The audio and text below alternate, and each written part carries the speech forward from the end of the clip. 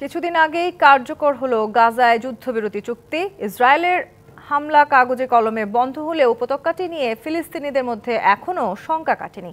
এরই মধ্যে গাজার বাসিন্দাদের স্থায়ীভাবে অন্যত্র সরিয়ে নিতে প্রস্তাব দিয়েছেন মার্কিন প্রেসিডেন্ট ডোনাল্ড ট্রাম্প, যা প্রত্যাখ্যান করেছেন সেখানকার মানুষ। বলছেন, মরতে হলে মরবেন, কিন্তু কোনোভাবেই ছাড়বেন না Gaza.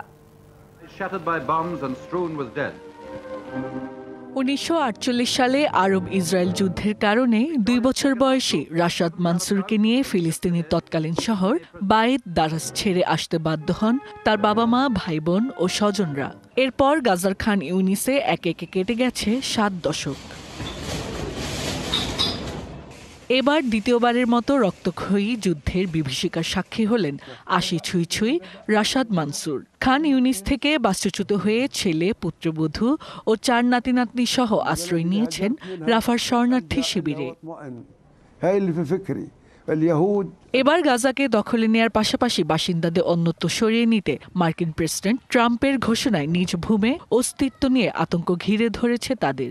একনল hand wash 100% paraben free, তাই নিরাপদ হাতের জন্য আস্থা রাখুন একনলে। বলছেন, মৃত্যু ছাড়া কেউ তাদেরকে অন্য কোথাও সরিয়ে নিতে পারবে না। আমরা এখানেই থাকছি, নিজ ভূমি ছেড়ে অন্য কোথাও যেতে চাই না। ট্রাম্পের সব নির্দেশনা প্রত্যাখ্যান করছি। আমরা ফিলিস্তিনেই মরব, এটি আমাদের ভূমি, এই দেশ আমাদের জন্য জীবন। যদি চলে যেতেই হয় তাহলে মৃত্যু ছাড়া আর কোনো উপায় নেই। কেবল রাশাদ নন, এমন দাবি সব বয়সী ফিলিস্তিনিদের। গাজা উপত্যকাকে ঘিরে হামলা, হুমকি, এত কিছুর পরেও নতুনভাবে বাঁচার স্বপ্ন দেখছেন তারা। জীবনের শেষ মুহূর্ত পর্যন্ত এই ভূমিটিকে টিকিয়ে রাখব। শিশু যেমন মায়ের কাছে খাবার ও পানির জন্য অপেক্ষা করে, ঠিক তেমনি নিজ ভূমিতে ফিরে আসার জন্য অপেক্ষা করেছি 1.5 বছর। এখান থেকে আমাদেরকে কেউ সরাতে পারবে না। এমন পরিস্থিতির মধ্যে মার্কিন প্রতিরক্ষা মন্ত্রী পিট হেগসেথ বলেন, গাজায় মার্কিন সেনাবাহিনী পাঠানোর সম্ভাবনা রয়েছে, আর এ পদক্ষেপ গ্রহণে পেন্টাগন প্রস্তুত বলেও জানান তিনি।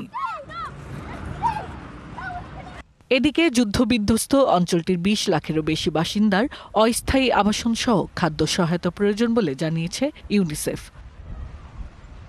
Hasna Akter, DBC news desk.